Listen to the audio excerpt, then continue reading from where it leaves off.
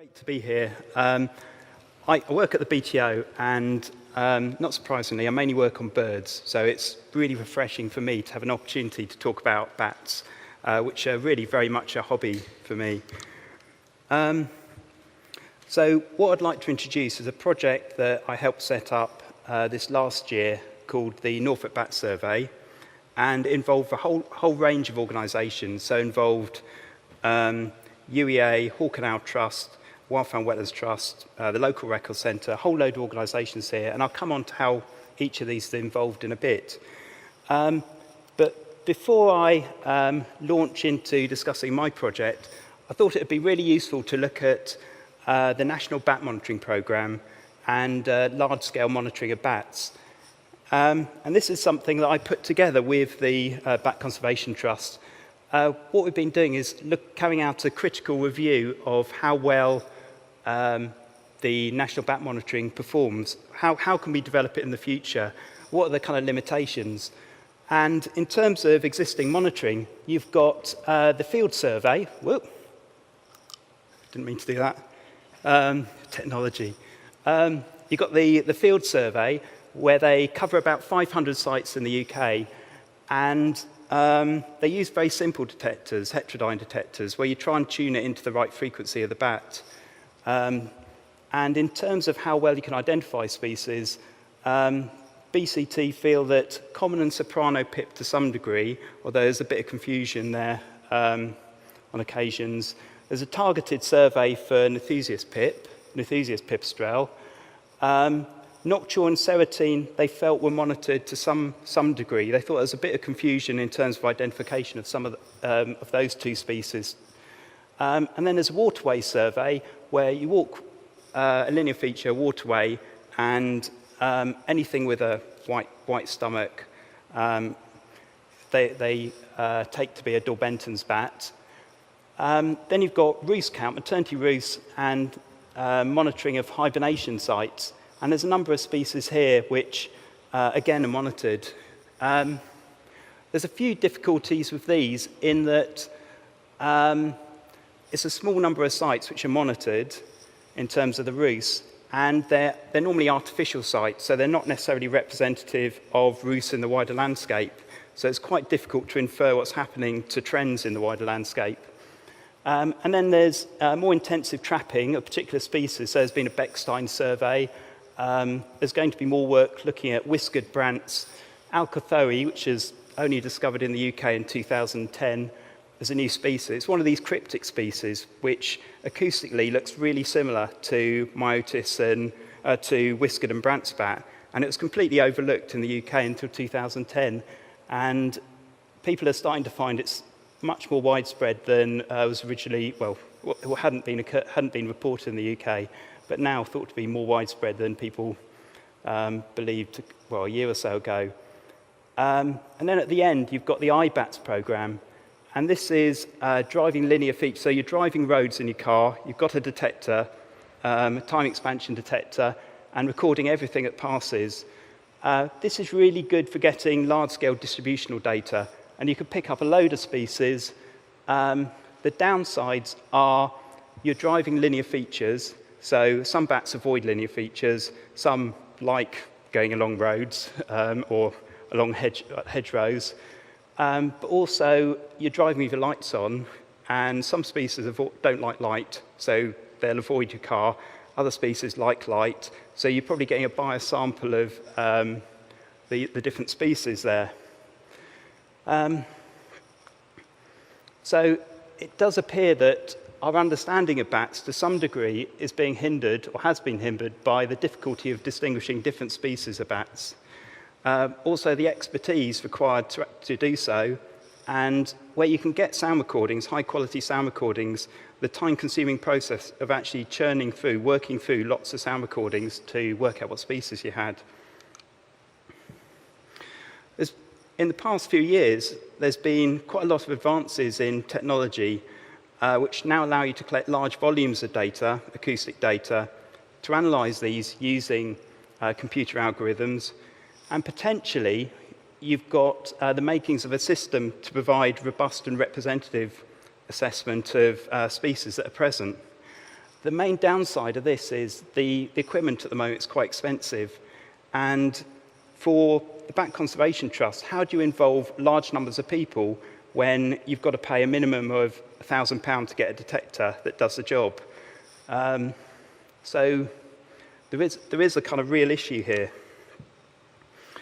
What I wanted to do was to try out a bit of an experiment, really, in Norfolk, to see if we could use some of these advances in technology to improve our understanding of bats in the county. And this is really important. If we could do that, it could feed into local conservation action plans, actually using the data, inform planning and policy decisions. But another really important part of this project was trying to increase community interest and involvement in bat monitoring. I think quite often bat monitoring is restricted to a small number of specialists, and how do you involve a much larger number of people when quite often you need a lot of expertise to actually get into this?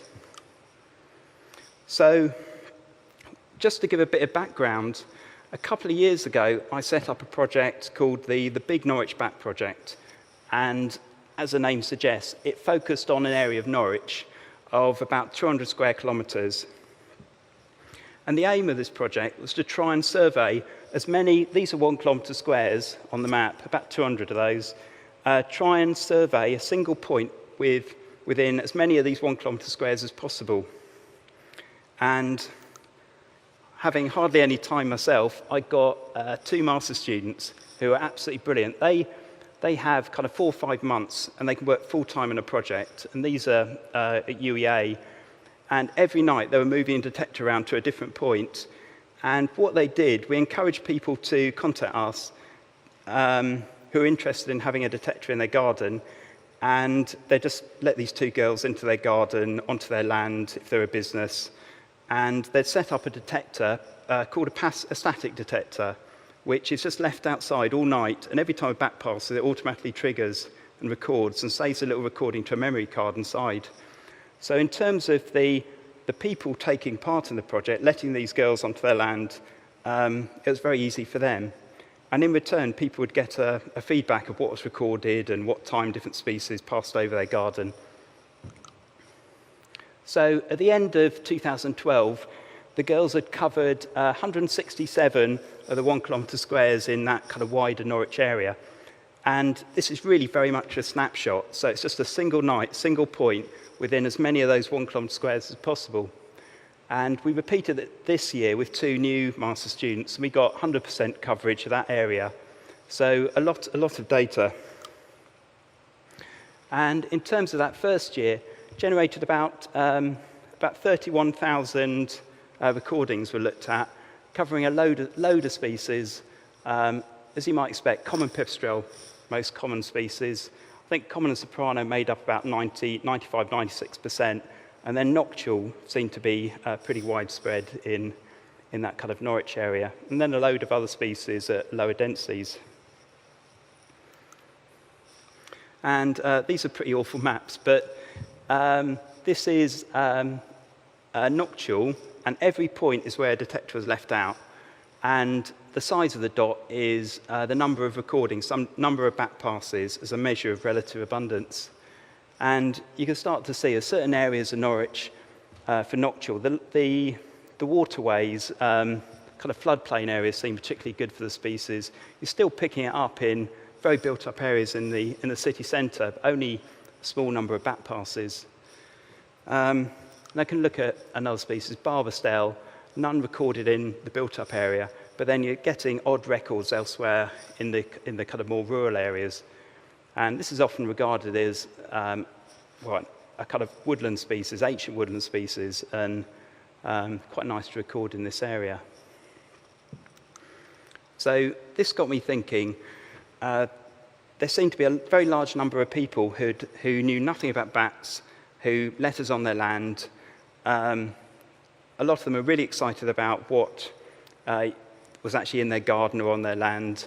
And it got me thinking there's probably a lot of people who could be interested in finding out about bats in their area. And I was kind of asked the question, how would you go from this sort of project in the Norwich area, 200 square kilometres, if you wanted to kind of build it up to Norfolk. How could you achieve that? And I wouldn't have attempted this. Norfolk's the 5th biggest county in the UK. I think it's 5,600 square kilometres, really big county.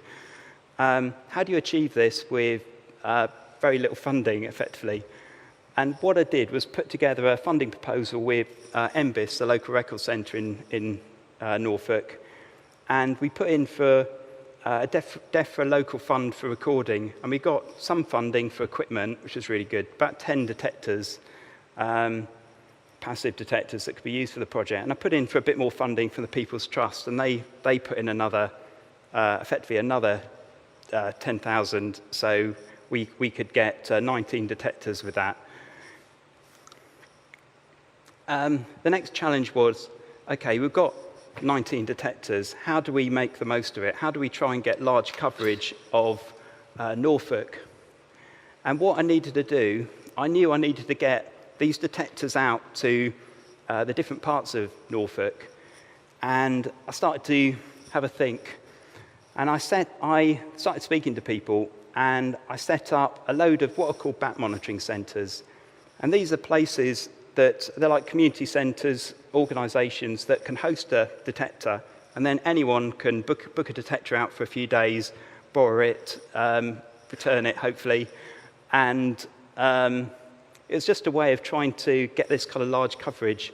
And it involved a load of organisations. So you've got WWT Welney, Titchell RSPB, Sculthorpe Moor Hawk and Owl Trust. You've got the Broads Authority involved. They've got Toad Hole Cottage, a museum which is open to the public.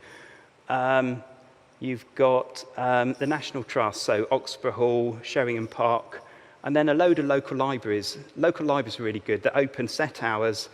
Having a detector for them is just like booking out a book. It's really simple for them. They've really enjoyed taking part because it's another thing they can do, and it brings more people in. So this kind of system worked quite well. And this is the type of detector we had. It's called an SM2 bat, and not very inspiring looking, but it's just a box. And you have a microphone which you put up into the air, into the bat's flyway. And all people need to do is follow instructions, set the detector to switch on, and then it's just left outside all night. And every time a bat passes, it triggers, records, saves the recording to a little memory card inside. The next thing to do was how to get people to actually sign up to take part. And what I did was set up an online map. And people can click on an area of Norfolk, and it will bring up a map like this. The idea was for people to look where they live, where they're interested in surveying, click on a square if it's free, hasn't been selected by anyone else so far, and then they could then survey that 1 kilometre square. And this is a way of trying to, people like filling gaps. When you start to get better coverage, people see a gap and they think, oh, I'll cover that, I've better get in there quickly. It also avoids duplication of effort, so people can't survey the same site, same 1 kilometre square. So it's really a kind of system for trying to encourage that, and also for people to see how progress in terms of survey effort was going during the season. And the next part of it was we needed a system where people can book out a detector. And just having a look on the web, I found this free thing. It's called Volunteer Spot. And I configured this so people can log into it, see what centre, be it Attleborough Library, Dereham.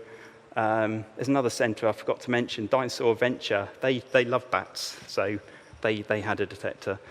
You can see when a detector's free, and you can book it out for a few days, and there's quite clear instructions how to do that.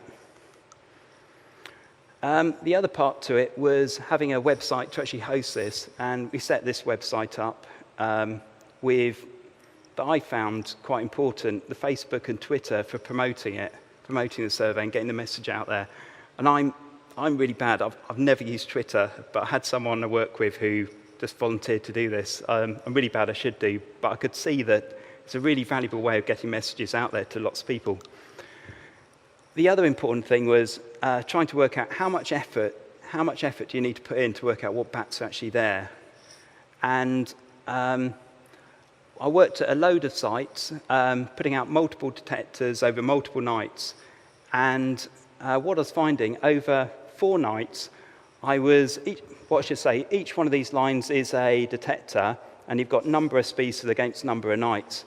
What I was finding, after 4 nights, we were still adding new species to the species list. This is really frustrating, because it showed that you actually need to put in a lot of effort to work out what species might pass through a 1 kilometre square.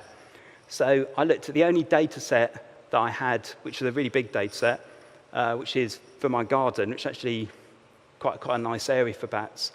And I looked at, I put a detector out every night where the temperature isn't predicted to go below 7 degrees. And this is analysing data for about 131 nights. And here you've got number of species against number of nights. And what I found was, to pick up some species which passed over my garden, you'd have to put in kind of 60-odd nights. You'd have to put a detector out. Things like serotine. I'm obviously not close to a serotine roost, but there's the occasional serotine would pass over. Other species like barberstale need 14 nights on average. This wasn't particularly great news, because it showed that if I really wanted to get a great idea of what's present in a 1 kilometre square, I'd probably only cover a handful of sites. So I came to a compromise, which was 3 nights of recording, and that was when the greatest increase in species with number of nights of recording, but at 3 different points, because I was finding there was a lot of variation in species you record depending on where you put the detector. So not surprising, if you put it near water, you might pick up different species, and there's a lot of variation, almost as much variation within a 1 kilometre square as there was between different squares. And then I needed to think about the survey design itself. And I know the ideal survey design is to have a randomized design, so people are effectively told where to go. I know from our kind of BTO surveys, we've got our breeding bird surveys, so really our kind of gold standard in bird monitoring. People can only go to a randomly allocated square. But I know that a survey like BirdTrack, where people can record anywhere, we're getting between 5 and 10 times as many people taking part. So it's a bit of a dilemma, and I chose for people to go wherever they want, knowing that, and at the end, when I come to analyse the data, it's going to be computationally more difficult to control for some of these biases in perhaps coverage and geographic biases. So we gave guidance in terms of where to place a detector within the environment as well. Perhaps ideally you stick a detector out at a random point, but your random point might be in the centre of an arable field. We know bats use linear features, so I was trying to guide people to where they're more likely to record bats with limited effort. But again, it's biasing things a bit. And I chose to have a long survey season, mid-April to end of September. And the thinking here was to maximise the use of the equipment. We had limited equipment. I wanted it to be used as much as possible. I think the worst thing for me is having a detector sat on a shelf not being used. That would be the worst thing. But also I was interested in trying to cover the whole of the kind of core season for bats. So we could get an idea potentially of like dispersal at the end of the season if we got a big enough sample. One issue is these detectors, they generate very large sound files. So within 2 or 3 nights, you could generate 10 gigabyte files, like massive files. At the beginning of the project, I was thinking it'd be really good to have a system where people upload their data, really good way of capturing it. And in the end, this would kind of exceed most people's upload limit and annoy a lot of people spending hours kind of uploading data. So I came to a very simple system of putting in an envelope, free post envelope that comes back to us, and we analyse the data. I was also keen to capture the data, as I'll come on to in a bit, because identification is getting better the whole time. And if I could capture the recordings now, potentially I could reanalyse them in the future. and these are returned with a recording form showing where the detectors were left out. So I think it's important to just have a bit of a discussion about the acoustic identification and data validation side of things. The probability of assigning a recording to the correct species for most species is very good, but discrimination is not perfect, and for some myotis species, this is species like Dorbentans, whiskered brants, it's actually quite difficult. And understandably, there's some concern that these sort of tools could be misused unless you've got a really good understanding of how far you can push identification. Certainly, current research is pushing the bounds in acoustic ID, and there's several people who are kind of working on this at the moment, and I know things are going to improve, continue to improve in the future. And that was the reason for retaining high-quality recordings now that could be reanalyzed in the future for some of these really difficult species. So what would I like an ideal tool for analysing this type of data? I think I'd like a single tool that does all the processing and classifies classifies recordings to species. That really needs to be developed with a really extensive and well-documented data set underlying it. The analytical approach should be clearly defined, and each recording assigned a probability of correct classification. If you've got a representative database underlying that, then that will be meaningful. And it should incorporate best practice guidance in post-processing the results. It's very easy to put recordings through software and take what it says as fact, but you really need to, it's really important to understand how far you can push identification at the current time and take a cautious approach to identification. Any analysis needs to be quick, and the tool really needs to be freely available if it's going to be used by conservation, for conservation purposes. We used a detector called SM2 detectors, but then we took the output from that and we did introduce some recoding where the classification was low. We'd say if classification is low for Dorbentans, it's probably likely to be like a myotis bat. If there wasn't enough confidence to say it was a myotis bat, we'd say it was a bat species. So this is a way of taking quite a cautious interpretation of what we recorded. And as a final check, recordings of all species are set for soprano and common pipistrelle. These made up about 95% of recordings. We viewed these, and if there wasn't overwhelming evidence that they were the species, we again recoded as being the family or a bat species.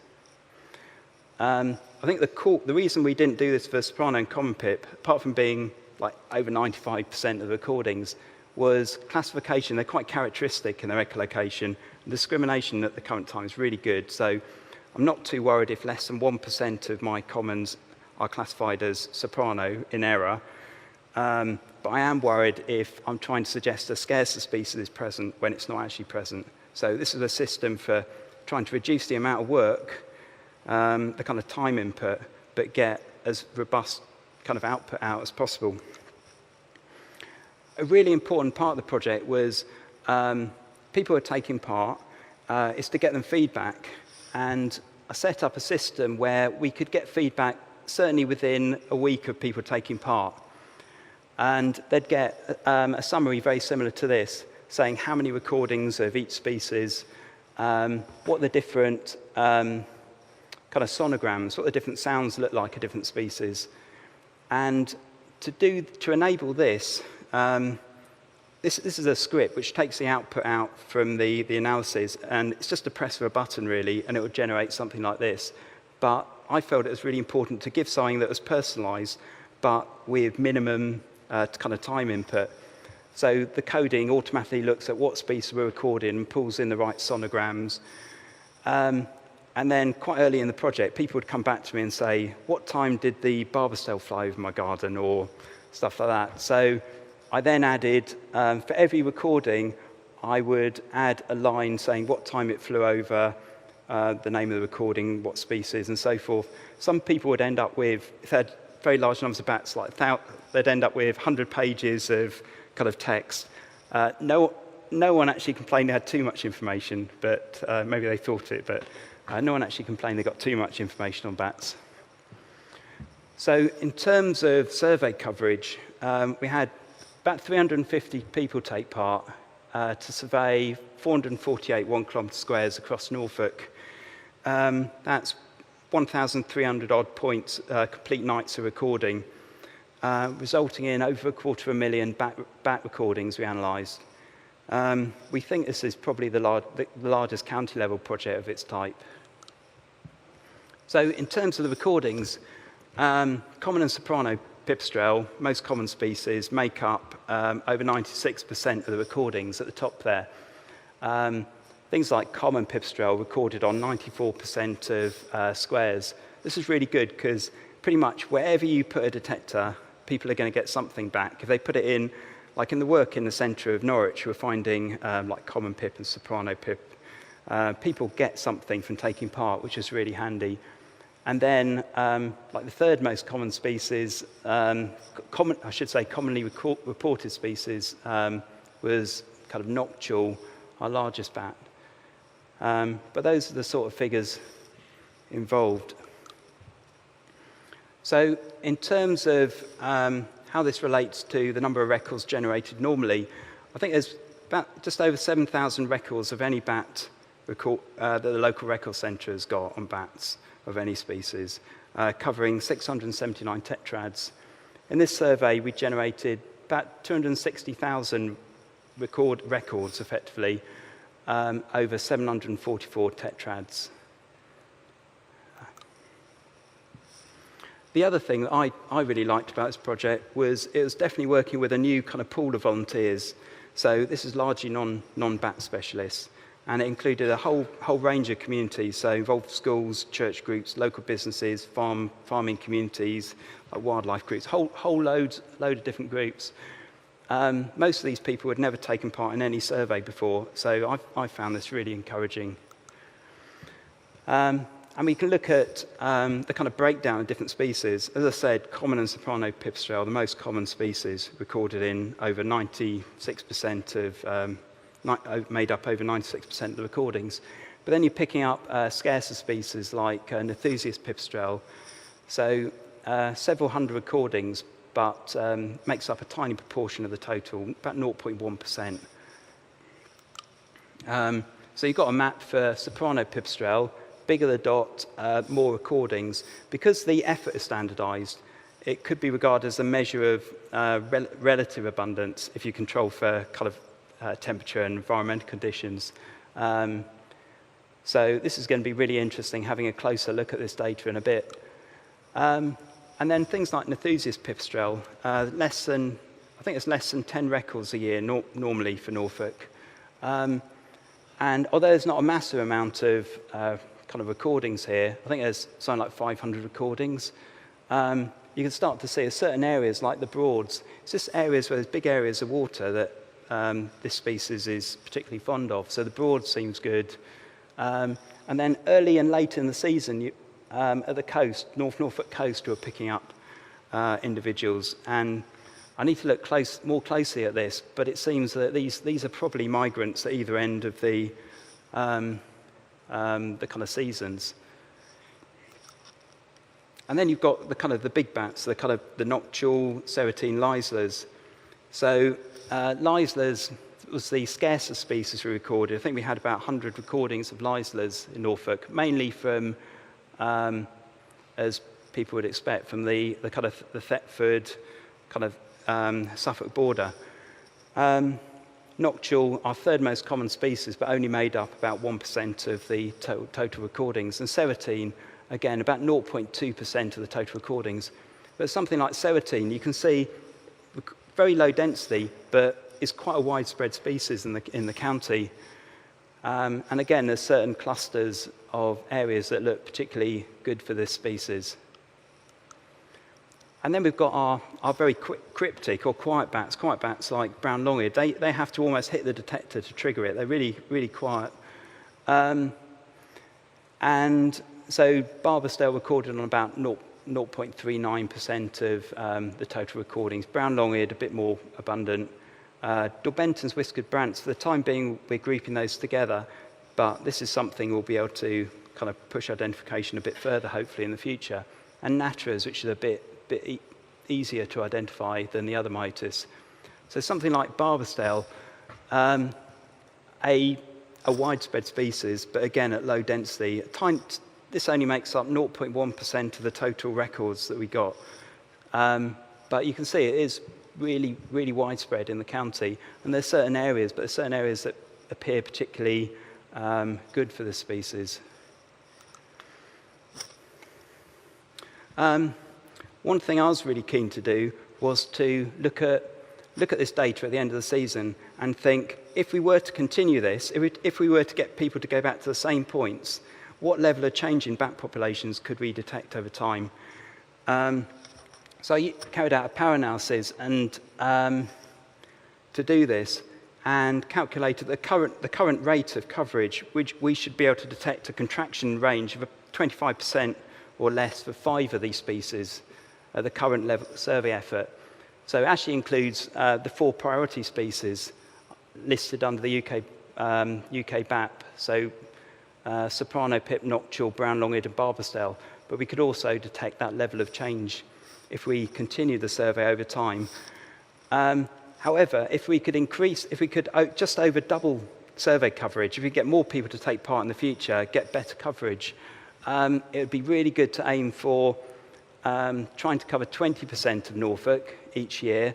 If we could do that, it's about 1,000 1 km². If we could do that, we could detect a 25% change between any 2 years for 9 of the 11 species.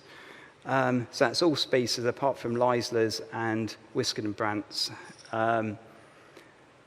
So I think that would be something that would be really worth aiming for in the future. And realistically, I think we'd need targeted monitoring. If you wanted to detect change in, say, liselers bat, you'd need really intensive targeted monitoring to try and work out change in those species. I think it's important to say here that it's really important, I think, to combine this kind of large-scale approach with site-based monitoring. Working just at single sites, you don't know whether those processes are kind of trivial or they're purely local in effect. So I'd always advocate this combination of this extensive approach, but also site-based monitoring. And site-based work could involve monitoring of kind of maternity roosts, hibernacula, and targeted mist netting and radio tracking where this is required to look at particular questions. So in terms of acoustic identification, this is getting better the whole time. There's people like Kate Jones, Professor Jones at UCL, and John Altringham. They've got students and people focusing on particularly these cryptic species, whiskered brants, alcathoe, and they're really making significant progress here in improving identification of these. But I think at the same time, there's clear opportunities to maximize the data that we're actually getting, even though we've got low confidence in the identification. At least we can narrow down where to focus more intensive mist netting, more intensive work, where we could do ground truthing, rather than just, if you want to improve our understanding of whiskered brants in the county, why not focus where there's a high probability of being that species and trying to work out, perhaps getting more sound recordings of these species. So I'm working closely with the Norfolk Barbastale study group and as a recently formed Norfolk Myotis study group to try and kind of look at this. Things like whiskered and brants, they appear to be more, I suspect they're much more widespread than we believe, but there's currently less than 1 record submitted a year of each to the local record centre. Another thing, more generally for bat species, there's other stuff you can pull out. So we can pull out feeding buzzes, so we can identify where bats are feeding. We can pull out social calls quite easily. So I'm not sure how well it could be applied, but in theory, that gives some information on proximity to roost sites. So there's more information that could be explored here that you can pull out of acoustic data like this. In terms of the future, I think it's really encouraging the kind of enthusiasm I got from people taking part in the project. It's clear also there's a number of areas in the county where there were people wanting to take part, but the detectors were fully booked up, or they were too far from bat monitoring centre where they could borrow the kit. If they have to drive, I find if they have to drive more than 20 minutes, they were less likely to take part. More than half an hour, they definitely wouldn't take part unless they're really keen. So ideally, giving funding, we try and set up, promote and support, ideally, additional 10 centres across the county. But also, we're looking at simplifying the experience for people taking part. And we've given a lot of thought to this and giving greater reward in terms of the feedback that people get. And longer term, I think we need to try and find ways of making the project sustainable. I think people look at volunteer-based monitoring and think it's using volunteers, there's no cost. But I think of any long-term monitoring, I think continued investment is really needed into this, well, certainly into this project to keep it running longer term. And in terms of involvement of communities, in 2014, we planned to work with some additional communities and wildlife groups who took part in the project in 2013, and they're now keen to purchase their own equipment.